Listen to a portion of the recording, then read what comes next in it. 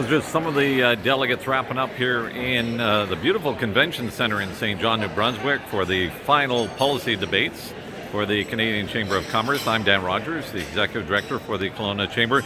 Just want to recap very quickly how we made out. We had 5 policies going forward. Most were supported of critical importance, calling on the federal government to do more to help the aerospace industry and develop innovation clusters, including in the Okanagan. So that was great that we got delegate support for that.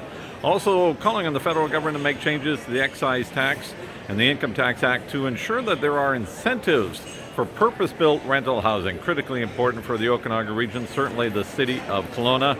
Crash and credit, where we're trying to promote the use of reverse vending machines, did not get support. We have to do a little bit more work. We'll roll up our sleeves, bring that one back to the delegations when we gather next year at the Canadian Chamber AGM that will occur in Ottawa. So it was a great event. We also got a chance earlier in the convention to hear from Jason Kenney, the Premier of Alberta, who made a challenge to the other premiers to continue to bring down those trade barriers, interprovincial trade barriers, critically important for us with all our wine in the Okanagan. So it was great to hear from him and challenging the other premiers. About $150 billion worth of economic activity is lost because of those barriers that are in place between the provinces. So we'll recap all this. We'll put some information on our blog and we'll get back to you on the outcome of the Canadian Chamber AGM a little bit later in the week.